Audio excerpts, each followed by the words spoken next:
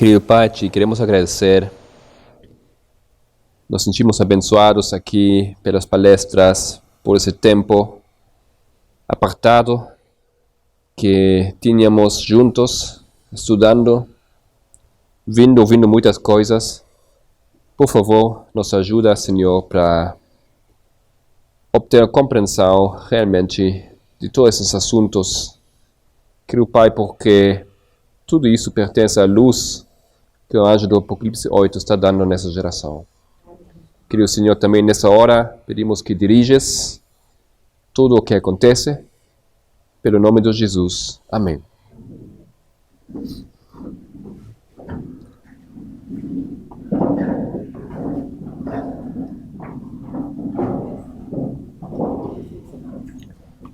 Bom, queridos irmãos, quero aclarar um pouco do que estivemos estudando ontem.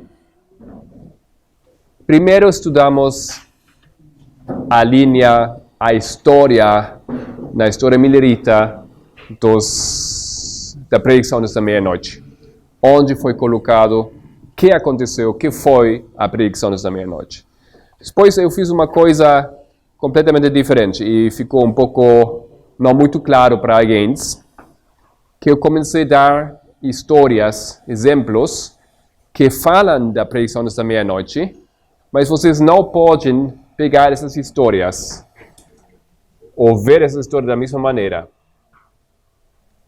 Se eu estou falando dos 30 anos da vida de Cristo e de João, aqueles 30 anos não são uma história paralela, dessa maneira que você pode dizer, ou da maneira como nós estamos fazendo nas histórias das linhas paralelas, ok?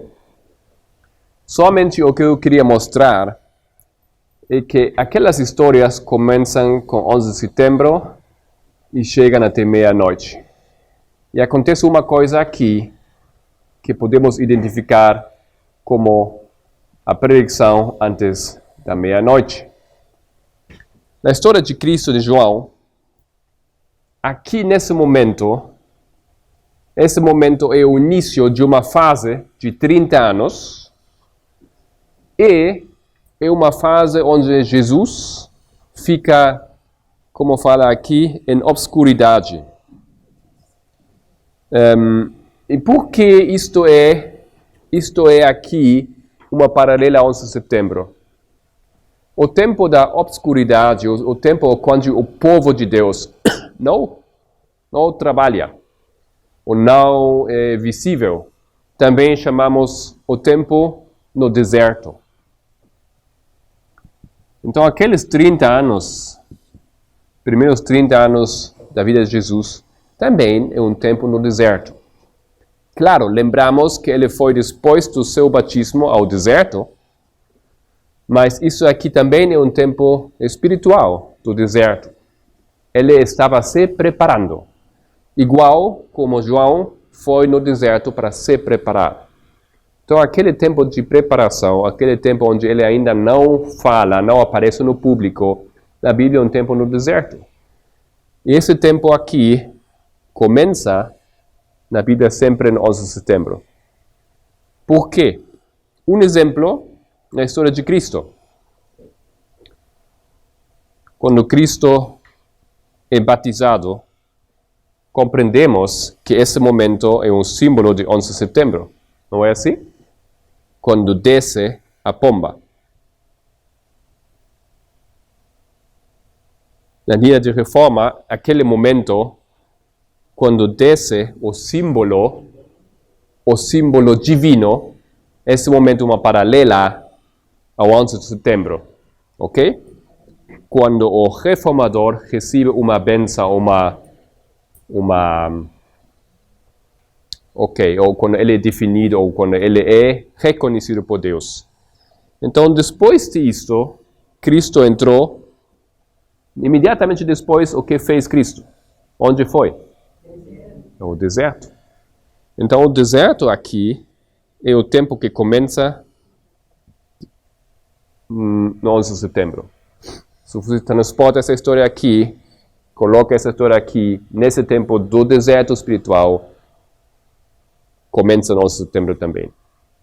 Tem outra história, talvez vocês lembram o estudo de Abigail. Lembram isso? E Abigail, que é marcado um momento específico, marcamos o encontro no clamor da meia-noite, quando ele se encontra com Davi, na cova. Mas essa história onde acontece no início do capítulo? Acontece no deserto de Arã.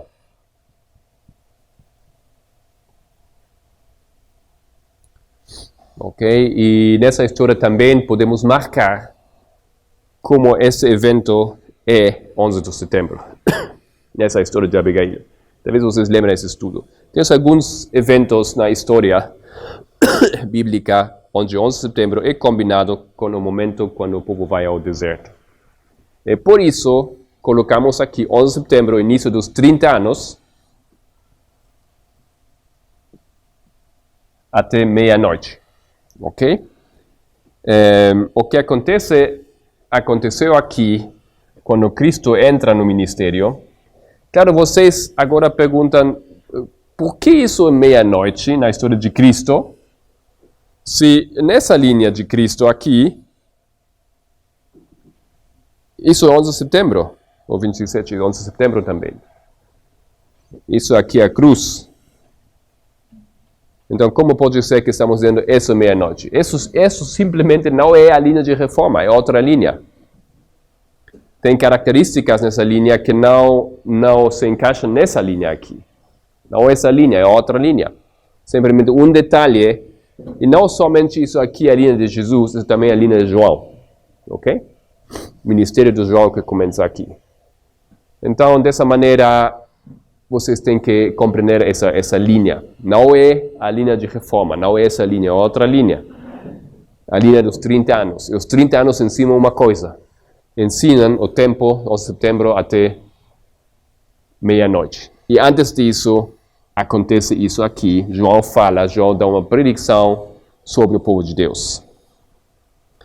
Na seguinte linha de Abraão, o que vimos lá, também começa no 11 de setembro. Ele tinha 75 anos aqui, e a história acaba, ele tinha 105 anos. Aqui sendo ele 100 anos, ok? São 30 anos, de aqui para aqui 30 anos. Aqui 25 anos, aqui 25 anos, aqui 5 anos, aqui 5 anos. Por que estamos dizendo que aquela história, no início dele aqui, é uma paralela 11 de setembro, quando ele sai? Bom, a saída dele, como falamos ontem, é a separação da idolatria.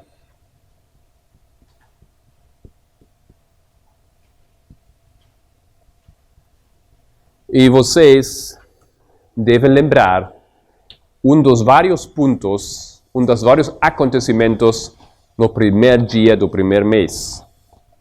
11 de setembro, paralela ao primeiro dia do primeiro mês, ok?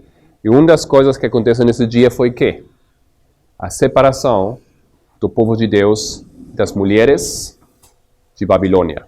Lembra nisso?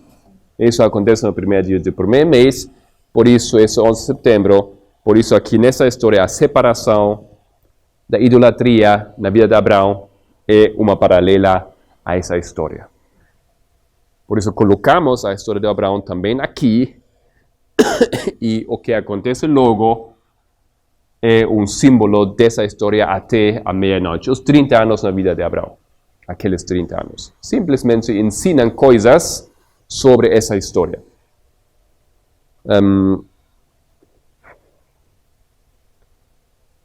O que acontece aqui, já falamos, perseguição.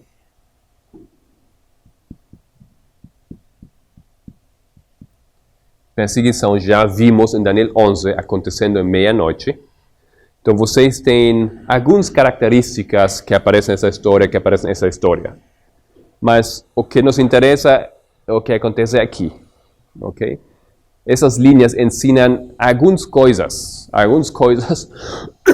diferentes coisas sobre a predição desta meia-noite, que não vimos em Daniel 11, por exemplo.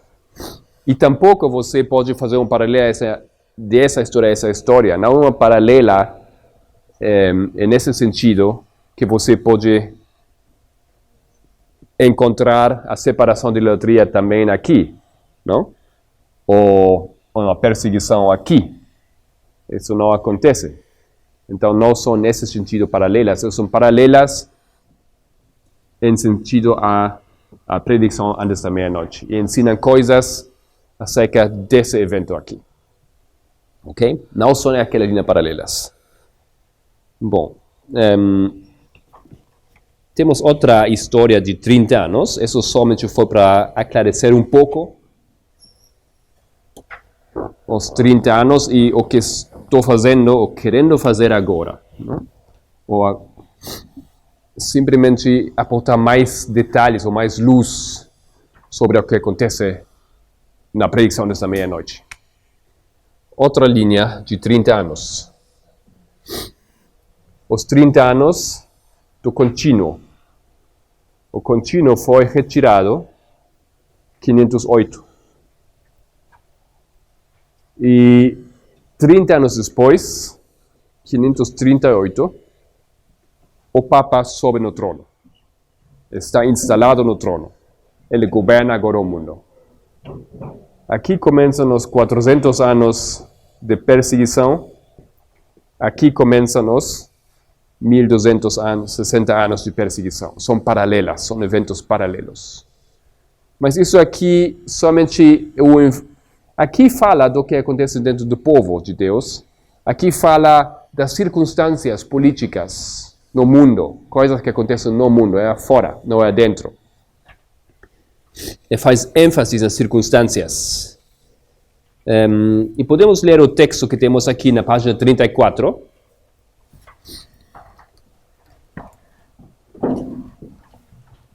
A última disputa, o último texto, os 30 anos, o contínuo. Página 34. A última disputa com o paganismo foi em 508, quando os britânicos aceitaram o cristianismo. O diário, falando em Daniel, havia sido removido.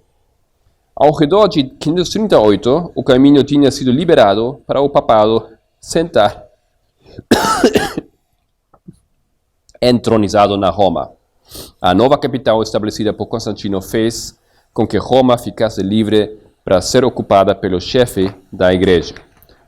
Isso é de Haskell, a história do profeta Daniel. Então, o evento que ele coloca aqui é a conversão, que os britânicos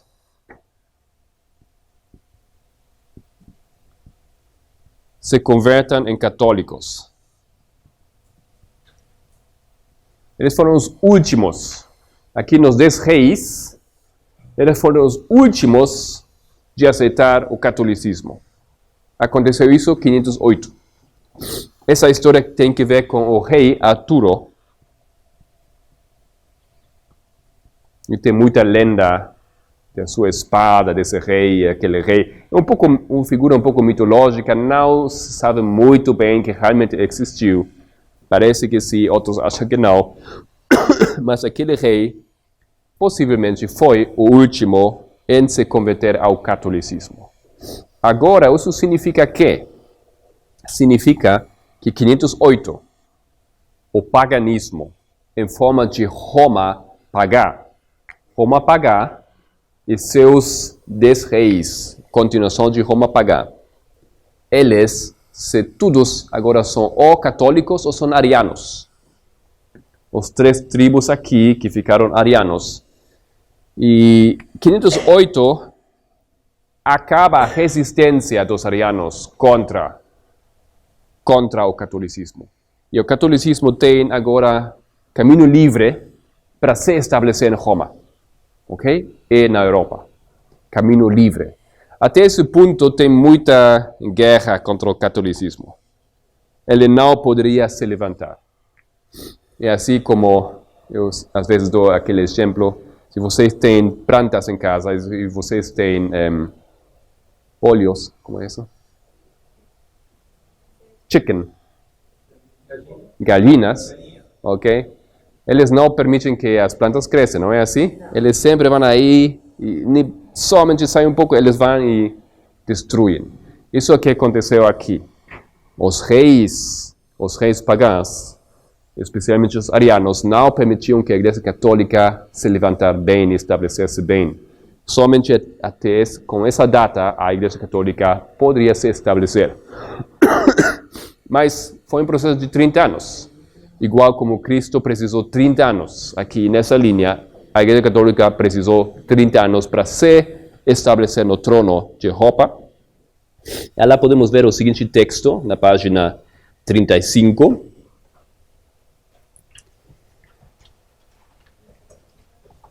Ponto 7 fala lá, a ascensão do papado. Esse texto é das memórias do Guilherme Miller, escrito por Himes. E são alguns pontos que Miller estava refutando no seu tempo. E fala assim, a ascensão do papado, o pequeno chifre de Daniel 7. O Sr. Miller afirmou que os 1260 anos do papado deveriam ser calculados de 538, em virtude do decreto de Justiniano. Esse decreto, embora emitido em 533, não entrou em pleno efeito até 538, quando os inimigos dos católicos em Roma foram subjugados por Belisário, um general de Justiniano. Então, 533 é o que acontece na pregação desta meia-noite. Sai aqui o decreto. Que decreto? O decreto que declara o Papa a mãe de todas as igrejas e o perseguidor oficial dos hereges. Ok? Esse decreto sai aqui, 533, mas o Papa não pode realmente colocar isso em prática, porque ainda não tem todo o poder que ele precisa. Somente no 538 ele começa a fazer isso. Então aqui tem um decreto, pouco antes desse evento que marcamos em paralela à meia-noite. Por que meia-noite aqui? Porque 30 anos. Por que aqui 11 de setembro? Porque o que aconteceu na Britânica foi que a lei britânica foi trocada pela lei latina. A lei britânica fala: você é culpável. Não, você não é culpável até que alguém pode demonstrar que você tem culpa. A lei latina fala: você tem culpa até que você demonstra que você não tem culpa. Ok? Essa é a diferença das leis. Nos Estados Unidos temos a lei britânica. Muitos países têm a lei latina hoje em dia. No momento que um país aceita o catolicismo, o Estado tem que trocar a lei. Ok? E esse evento é em paralelo a 11 de setembro. Porque o que aconteceu no 11 de setembro? O ato patriota.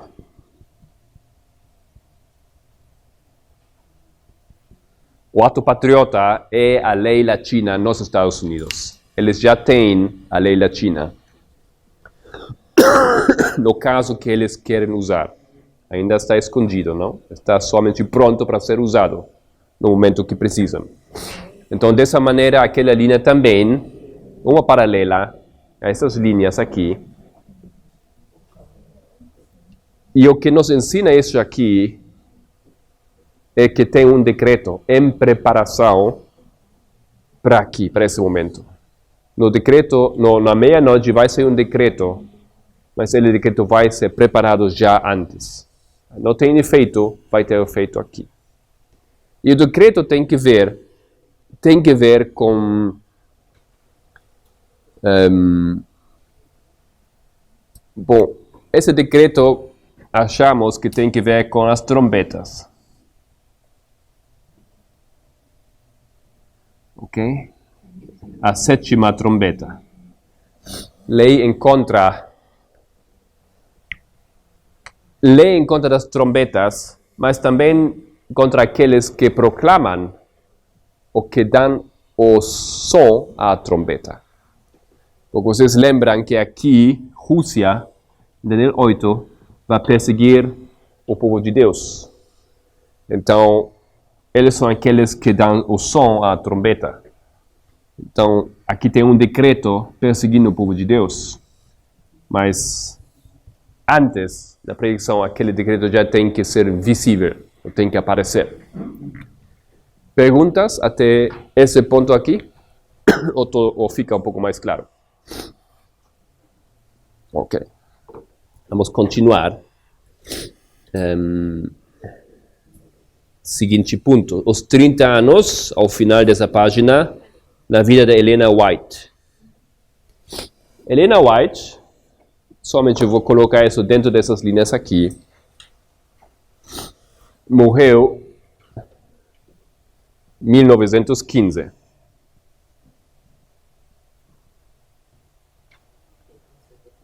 Trinta anos antes, ela teve a sua última visão em público. Ok? Esse é um momento importante que marcamos em outras linhas também. E aqui no ano 1910 acontece algo interessante. 25 anos, 5 anos. É uma estrutura que se repete. Aqui acontece algo. 5 anos antes, o que marcamos a pregação da meia-noite. Podemos ler esse texto no final da página. 30 anos de Ellen Gold White. Durante a noite de 27 de fevereiro de 1910, me foi apresentado um quadro no qual as cidades não evangelizadas foram apresentadas diante de mim como uma realidade viva. Eu fui instruída claramente que deveria haver uma mudança nos métodos antigos de trabalho. Durante meses, a situação me impressionou e pedi que os grupos fossem organizados e diligentemente treinados para trabalhar nas nossas cidades importantes. Esses obreiros deveriam trabalhar de 2 em 2, etc. Então, o que ela coloca aqui é uma mudança nos métodos de fazer evangelização. Nós compreendemos que estamos numa fase onde o povo de Deus tem que se preparar. Tem que se preparar para a última obra no mundo, que começa do que dominical. Para isso, a mensagem da hora é para o povo de Deus, porque o povo de Deus precisa preparar-se primeiro. Por enquanto, nós não estamos fazendo agora evangelização pública. Mas isto tem que mudar aqui. Tem que ter uma mudança decidida. E se vocês lembram nas linhas que colocou Gustavo aqui, nesse momento, na meia-noite, começa o trabalho. Trabalho com depende do que vocês olham, não? O arar dos trabalhadores da 11ª hora, ou juntar os passos para os levitas. Então aqui, pouco antes disso, começamos a fazer isso. É um prediction. É uma fase? Sim. É um processo, não é? It's a process, um processo. E começa essa aqui, Helena White fala. Ele coloca isso nesse momento. Deveria haver uma mudança dos métodos antigos de trabalho. Os métodos antigos foram não evangelizar no mundo, mas evangelizar dentro da igreja. Mas nesse momento começa uma mudança disso. Voltamos ao evangelismo público. Mas lembra uma coisa. Mesmo que ela fala isso aqui, acontece completamente aqui. Ok? Porque isso é uma predição. O que aqui se fala, aqui se faz. Então aqui vamos a compreender o que deveríamos começar a mudar a maneira de trabalhar no mundo. E isso vai ter seu impacto aqui nesse momento. Agora, por que tem 30 anos aqui, isso já é uma paralela a essas linhas, mas por que colocamos em paralela 1884, quando Helena White não teve mais visões em público? Por que isso é 11 de setembro? Vocês lembram, Gustavo, ele falou, um exemplo, a história de Samuel, ou de Zacarias, você falou, não? Zacarias. Ele deixou de falar em público. Marcamos isso aqui, 11 de setembro. Somente nesse momento vai ser liberado de novo a voz do profeta. Na história de Samuel, a mesma coisa. Lembram que a Bíblia fala em 1 Samuel 3, eu acho, fala que Eli, o sacerdote, não tinha mais visões. Não se ouvia mais a voz de Deus dentro do povo de Deus. E nesse momento, Deus levanta a Samuel e ele, por um processo, é preparado e ele recebe na meia-noite, quando ele ouve 2 vezes a voz do Senhor, Samuel, Samuel, a duplicação à meia-noite, ele ouve a voz e ele profetiza de novo. Ok? São esses. O profeta não falar é o símbolo do 11 de setembro. Não tem mais visões dentro do povo. O povo adventista não compreende profecia. Fechou a porta para eles nesse sentido, não tem como compreender. Hã? Sim, em escuridão o povo entra desde aqui. Nossa história, vocês lembramos que a Igreja Adventista, no 11 de setembro de 2001, ele decidiu que temos que introduzir na educação de nossos pastores e instrutores bíblicos a formação espiritual. Ok? A formação espiritual. Isso foi decidido aqui. A formalização espiritual são métodos espiritistas. Todo pastor tem que ser treinado nisso. E vocês devem conhecer vários exemplos como isso acontece. Isso começou aqui. O povo se desata, o povo bem claro coloca seu pé em outro caminho agora. É escuridão, é deserto. Tem vários símbolos aqui. Sim. A partir de 2001, a igreja Sim. Em 2001, na Conferência Geral, o Grêmio de Educação, o Departamento de Educação da nossa igreja, formalizou um livro das novas linhas de educação dos pastores e dos trabalhadores bíblicos. E um dos pontos lá, você pode ler o documento, é que os pastores e todos os trabalhadores bíblicos têm que ser treinados em formação espiritual. Fala assim. Se você quer saber mais disso, acho que vários aqui já sabem, têm pesquisado sobre esse tema. São técnicas para conhecer a Cristo. Assim fala a igreja, não? Técnicas. Tem muitas coisas. Mas não é um segredo, de nenhuma maneira, que a nossa igreja adotou métodos dos católicos para fazer isso. Não? É bem aberto esse assunto, tem muito material. Mesmo professores de Andrews falam isso, assim como começou todo o assunto. Não? E temos isso em nossas igrejas já. Muitas vezes, pastor dirigindo a igreja, de fechar os olhos, de se imaginar uma história, de seguir aí na história, se encontrar com tua mãe que morreu, falar com ela, fazem coisas assim, não? Tem muitas coisas assim. Isso aconteceu aqui, 2001. Ok. Bom, e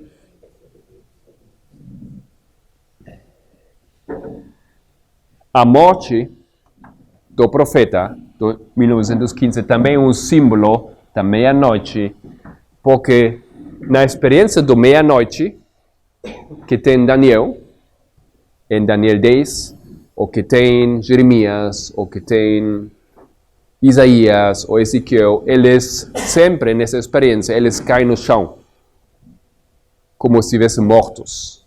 Eles morrem, ou caem em sono, eles dormem. Sono é um símbolo da morte, ok? Isso acontece aqui meia-noite.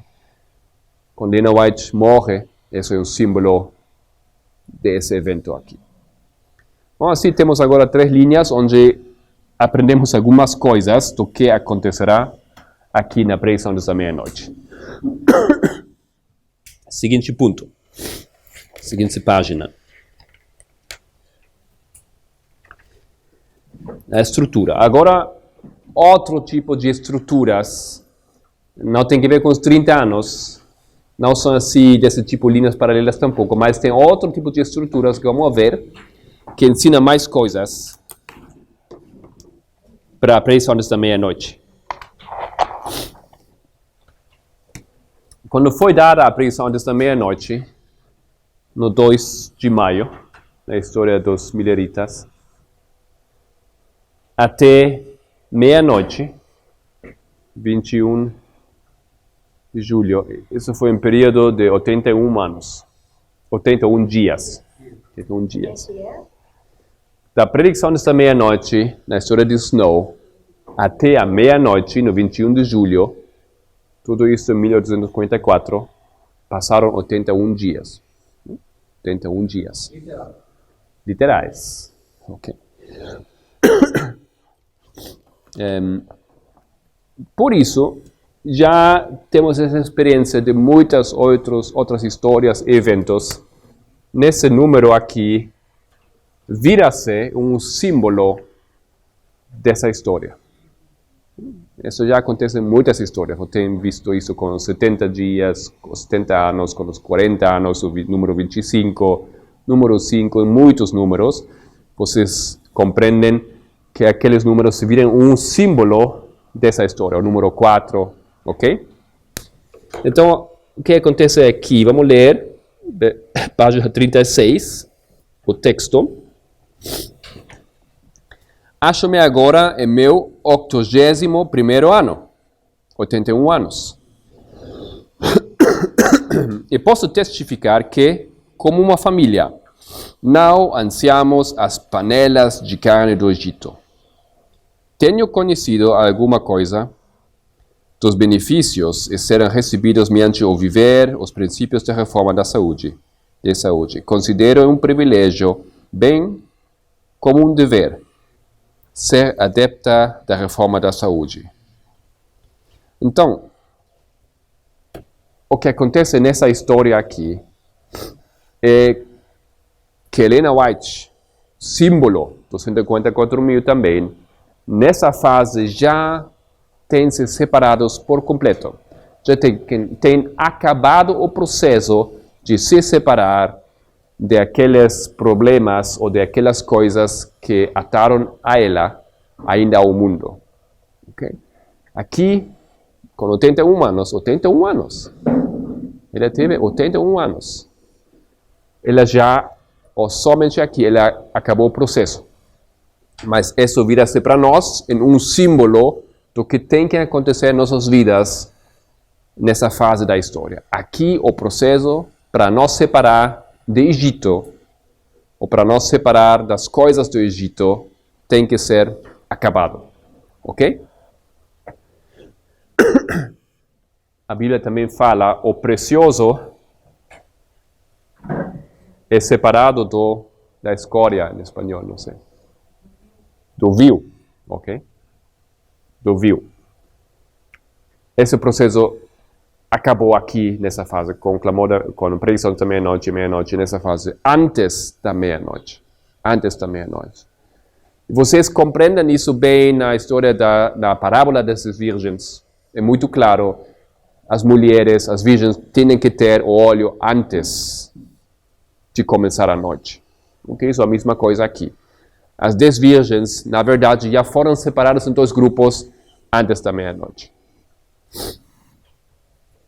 Seguinte texto, vamos saltar 38, vou falar dos 2 anos na vida de Josias Litch.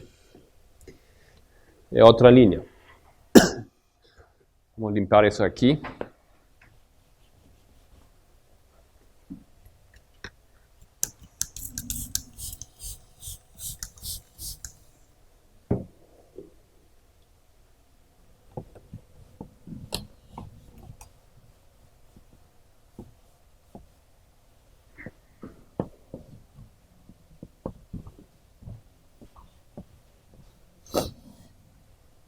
Outra linha, a linha dos 2 anos. E essas linhas simplesmente nos ensinam pequenas coisas. 2 anos na vida de Litch, de 1838 até 1840. O que fez Litch no ano 1838? O que fez ele aqui nesse ano? Uma predição. Predição de quê? Da queda do Império Otomano que aconteceu aqui. Uma predição falando do que vai acontecer com o rol do Islã na história. Ok? Já vimos isto várias vezes. O Islã tem que ver nessa história. Esses são 2 anos, não tem nada a ver com os 20 anos, ou com os 30 anos, 25 nada, é outra estrutura que descobrimos. Então, podemos ler o texto aqui no meio da página 36, porque é interessante o que fala aqui Haskell, novamente, a história do vidente de Patmos, é assim? Ok. O livro sobre Apocalipse de Haskell. E ele fala, em 1838, Josiah Litch e William Miller, depois de um estudo cuidadoso das profecias, chegaram à conclusão de que, nesta última data, as nações poderiam esperar ver o sultão turco entregar seu poder. É muito interessante o que acontece aqui. Eu não sabia isso. Eu sempre pensava que somente foi Litch que descobriu isso. Mas Haskell, ele fala Litch e Miller. Ok? Claro, tem lógica, porque o que Litch fez simplesmente pegar a lógica do Miller, os seus métodos e aplicar. Mas ele fala que os dois fizeram isso juntos. Não sei se juntos literalmente, mas juntos chegaram à mesma conclusão. E acontece o texto. Essa profecia foi publicada no mundo, mas houve acontecimentos que também chamaram a atenção das nações para Constantinopla. O sultão de Turquia e Mehmed Ali, Pasha do Egito, estavam em guerra, etc. É a história aqui. Então, nessa história, também vemos como tem uma predição, passam 2 anos e se cumpre aqui o assunto. Mas o que para nós é interessante nesse caso é que a predição é baseado sobre Miller, ok? Já falamos isso ontem. A predição tem que iluminar algum assunto que já foi colocado nos fundamentos. O reformador é incluído e está em harmonia com o que fala e que falou o reformador dessa linha.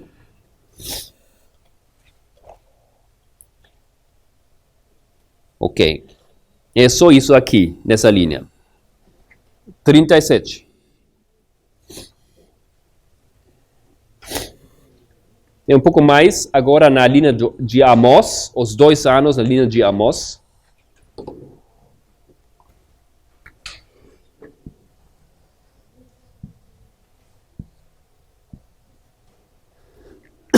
Podemos abrir as nossas Bíblias no livro de Amós, capítulo 1.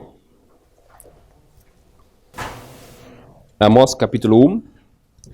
Fala assim no primeiro versículo: as palavras de Amós, que estava entre os pastores de Tecoa, as quais viu a respeito de Israel, nos dias de Uzias, rei de Judá, e nos dias de Jeroboão, filho de Joás, rei de Israel, 2 anos antes do terremoto.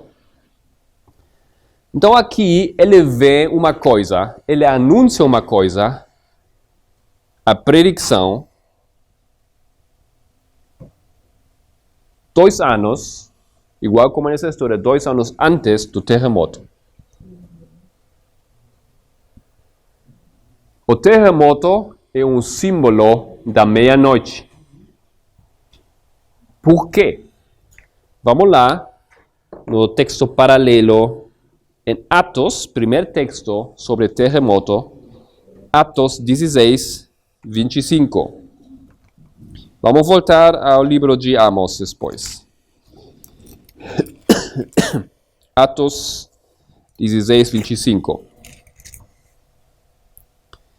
Fala assim: E perto da meia-noite, Paulo e Silas oravam e cantavam hinos a Deus, e os outros presos os escutavam.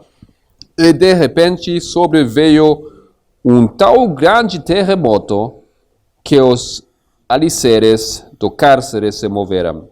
E logo se abriram todas as portas e foram soltas as prisões de todos.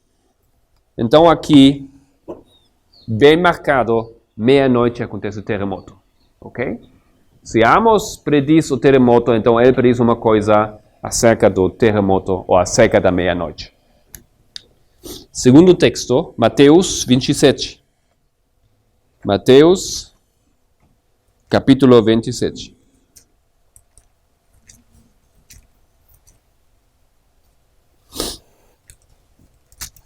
Versículo 51.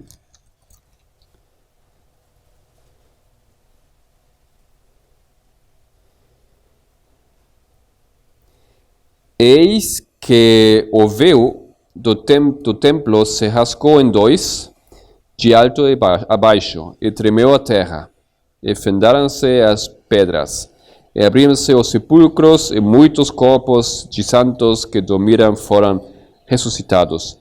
E saindo dos sepulcros, depois da ressurreição dele, entraram na cidade santa e apareceram muitos. E o centurião e os que com ele guardavam a Jesus, vendo o terremoto e as coisas que haviam sucedido, tiveram grande temor e disseram: verdadeiramente, este era o Filho de Deus. O que acontece aqui nesse terremoto é que temos uma mudança, como chamamos, da dispensação. Ok?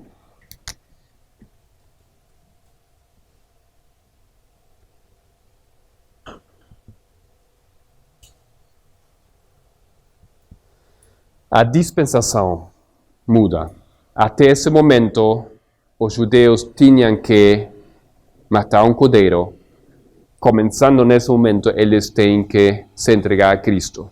Okay? A dispensação, mudança da dispensação, é marcado aqui no terremoto. Na meia-noite, compreendemos também que isso acontece porque fecha a porta para os sacerdotes. É uma dispensação que acaba aqui, uma fase sagrada que termina e entra o povo em outra fase, outra história. E o último texto, Mateus 28, versículo 1 até 4. E no fim do sábado, quando já despontava o primeiro dia da semana, Maria Madalena e outra Maria foram ver o sepulcro. Eis que houvera um grande terremoto, porque um anjo do Senhor descendo do céu chegou, removendo a pedra da porta, e sentou-se sobre ela. Então marca aqui, nesse momento, um anjo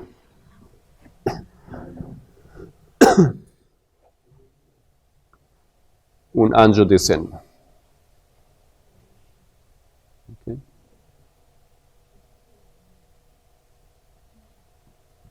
Bem assim, Gustavo?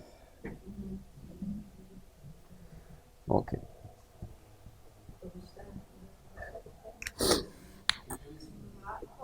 Sim. É um símbolo para meia-noite, sim. Estamos esperando o terremoto. É simbologia. Sim. É um símbolo, não? Sim. Ok. Vamos continuar, vamos voltar ao livro de Amós.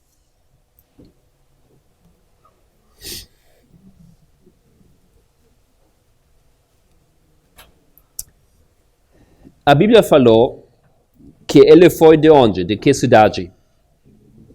Tecoa.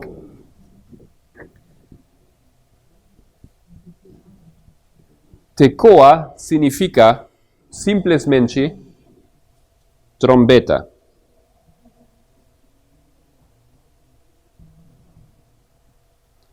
Então, a mensagem da pregação antes da meia-noite é uma mensagem que tem que ver a trombeta. Aqueles que dão o som da trombeta. Aqueles que anunciam a sétima trombeta, os eventos relacionados com a sétima trombeta.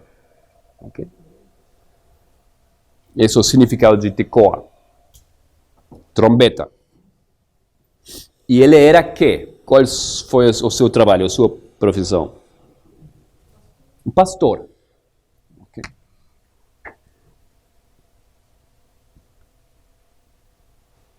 Talvez vocês sabem que na Bíblia o pastor, como hoje temos em várias igrejas, não existia. Não existia. Existiam os apóstolos, existiam os anciões. Depois os diáconos. Só isso. Não existia pastor. Se fala aqui pastor, não fala do pastor que nós conhecemos hoje. A Bíblia sempre tinha uma liderança de vários homens. Igrejas tinham que ter sempre vários anciãos. Ok? Mas o que aconteceu no tempo, Pablo fala disso, isso é o mistério da iniquidade. Quando o mistério da iniquidade entra na igreja cristã, o que acontece é que as igrejas das áreas onde trabalhavam antes os apóstolos, eles colocaram um homem acima dos outros homens. Um obispo, o obispo dos obispos. Simplesmente foi isso, um processo humano. Porque o humano sempre, ele quer poder, ele quer dominar. Então se quebrou a ordem do evangelho, nesse caso. Isso foi um acontecimento histórico. Esse obispo logo iria ser o Papa, ok? Mas essa ideia que tem um homem entre os mesmos homens, mas que ele é em cima dos outros, mesmo ele sendo ancião, como os outros anciãos, essa ideia produz depois o bispo, mas na reforma do Martim Lutero, quando a igreja da reforma adotou a estrutura da organização da igreja, eles simplesmente do obispo fizeram o pastor. Ok? E por isso nós temos pastores que estão acima dos anciões. A Bíblia não conhece isso. Você pode pesquisar, não existe pastor. Pastor, a Bíblia fala do pastor como um chamado, que todos esses aqui deveriam ser pastores. Todos aqueles deveriam cuidar das ovelhas. Os anciãos, os profetas, os apóstolos, os diáconos. Ok? Então, nesse caso aqui temos ele sendo pastor, mas isso significa que ele é uma pessoa que cuida o bem espiritual do povo.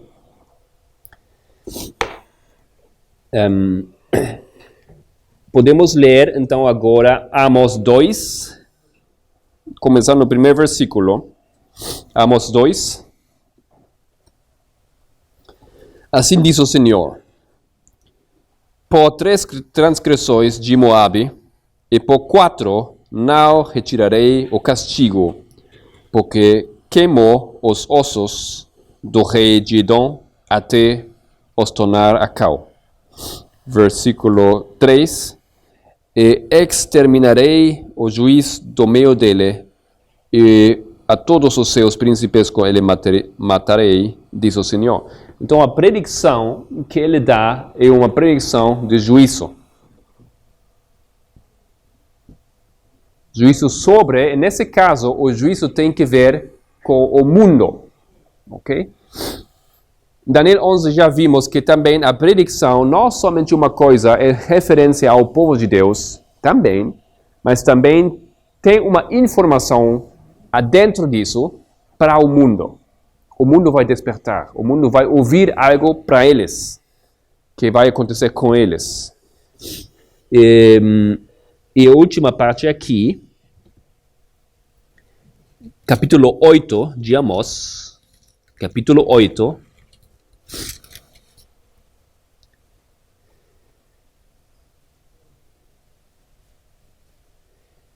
O Senhor, versículo 1, o Senhor Deus assim me fez ver, eis que aqui um cesto de frutos do verão. Que é um cesto de frutos do verão? É a colheita.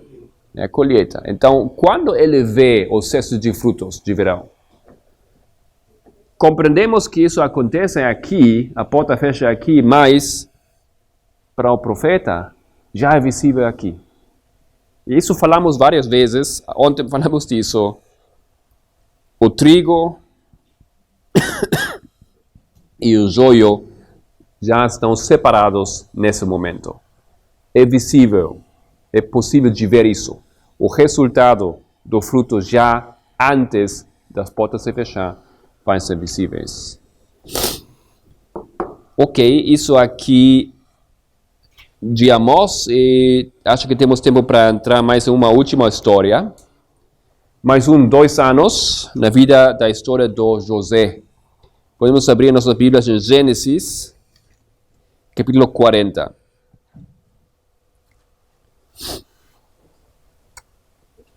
Vocês não precisamos ler tudo aqui, mas vocês lembram que tem 2 predições. Lembram isso, não? Ele prediz o que vai acontecer com quem?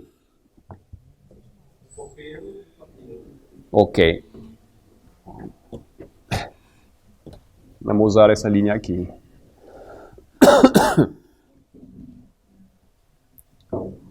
Versículo 40, versículo 41.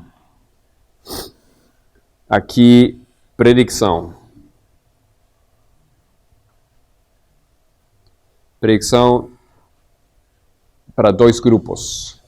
E compreendemos que os 2 grupos representam o trigo e o joio. Ok? Mas podemos ler uma coisa. Fala assim...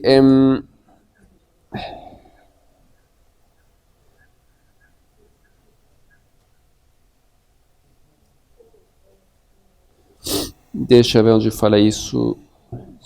Versículo 6, eu acho. E veio José, e eles pela manhã, e olhou para eles. Não, isso aqui.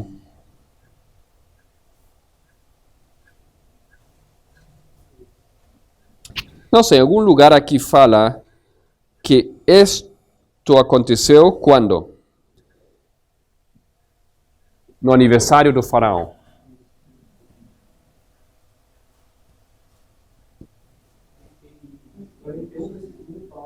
Isso é depois. É outro...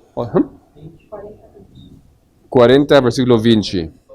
E aconteceu ao terceiro dia, ao final daqueles eventos na cárcere, do nascimento de Faraó.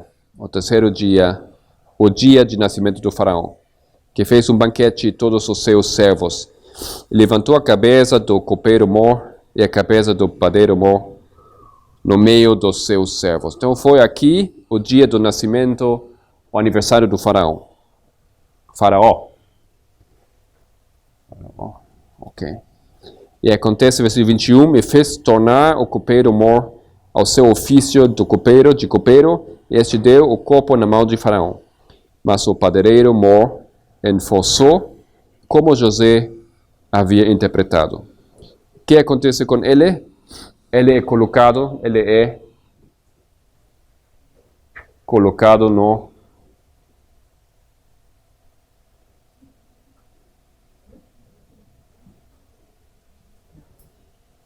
Ok? Uma forca. Uma forca, uma madeira.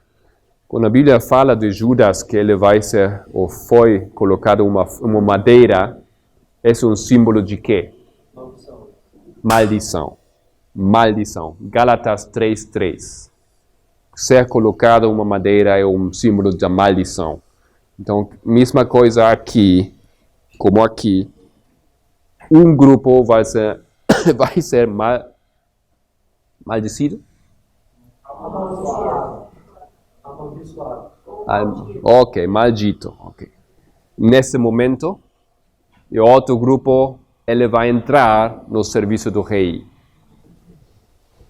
Vocês podem ver também naquela visão, tem várias coisas aqui, mas quando fala no versículo 17, na visão, e no cesto mais alto havia de todos os manjares de Faraó, obra de padeiro, e as aves o comiam do cesto de sobra a minha cabeça.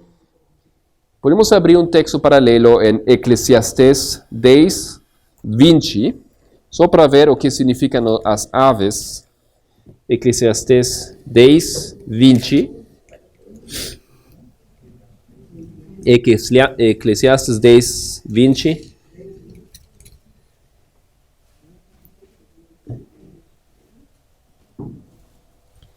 Nem ainda no teu pensamento há maldições ao rei, nem tampouco no mais interior da tua recâmara há maldições ao rico, porque as aves dos céus levariam a voz, e os que têm asas dariam notícia do assunto. Então, aves, símbolos de quê?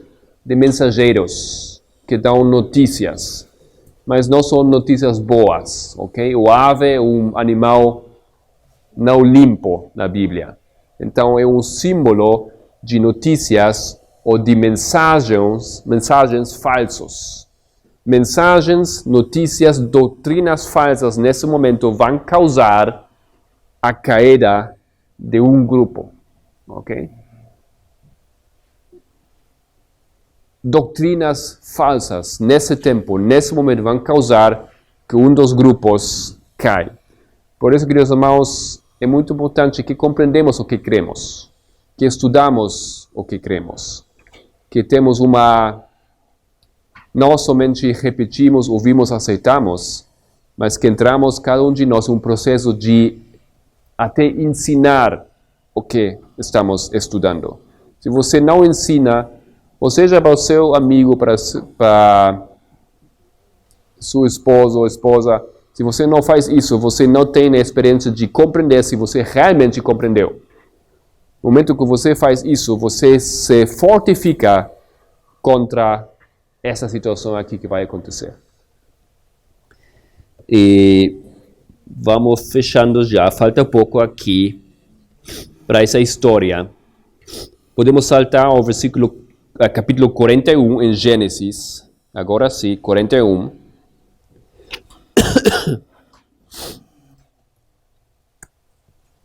E aconteceu que, ao fim de 2 anos inteiros, Faraó sonhou, e eis que estava em pé junto ao rio. Então aqui, novamente, 2 anos, lógico, 2 anos depois do aniversário, e novamente o aniversário do Faraó. 2 anos depois, capítulo 41. E nesse caso, a predição se vai cumprir. Ok? E o que acontece com aquele que deu a predição nesse momento? O que acontece com José aqui, 2 anos depois? Ele foi libertado e levantado. Ou também usamos a palavra, ele foi, talvez, baluarte. Ele é um baluarte agora.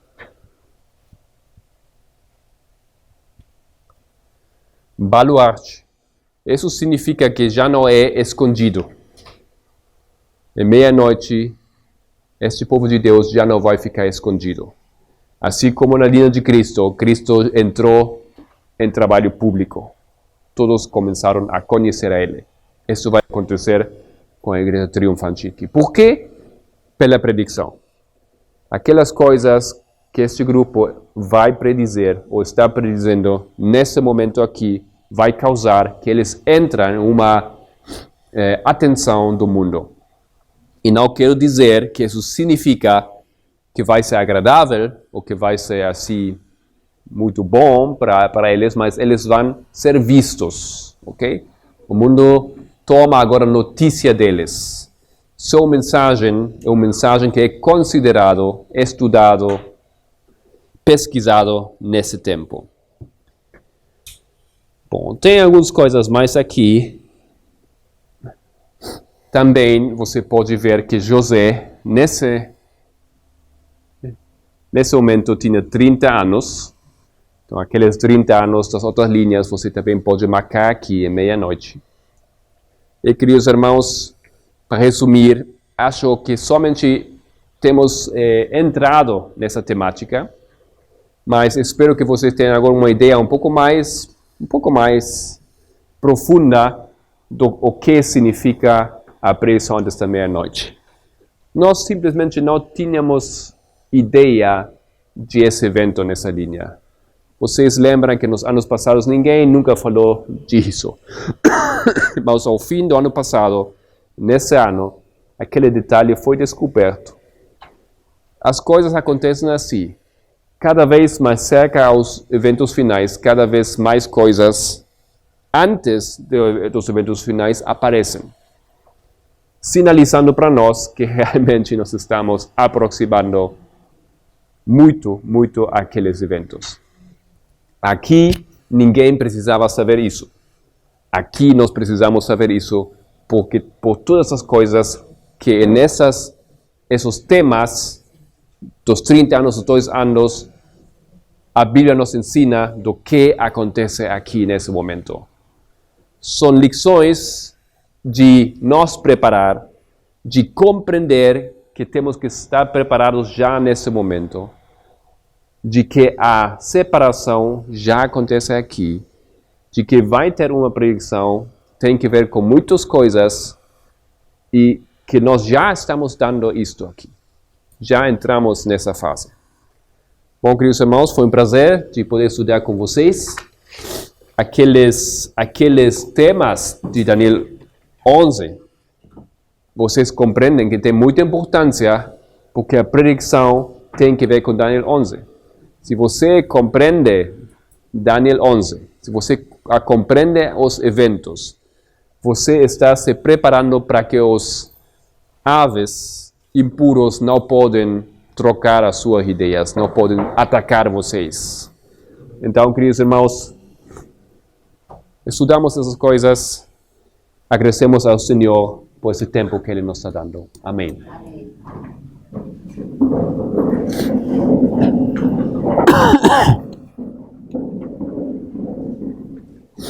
Querido Senhor, me quero unir às palavras de meu amigo Gustavo. Foi um honor estar aqui. Te agradecemos muito por poder compartilhar, poder estudar juntos. Senhor, são eventos solenes, são coisas enormes que estamos compreendendo aqui. Precisamos ter certeza, cada um de nós. Por favor, guia-nos, Senhor, para não seguir algumas ideias estranhas, erradas, para ver o que realmente precisamos saber e logo ter a convicção de colocar tudo isto, as consequências para nossas vidas em prática. Tem pouco tempo, Senhor. Deveríamos estar já mais avançados em cada detalhe. Mas, por favor, dá-nos um pouco mais de tempo e também trabalha em cada um de nós. Não deixa-nos, Senhor, dormir. Pelo nome de Jesus, quero pedir que abençoes os grupos aqui em Brasil. Amém.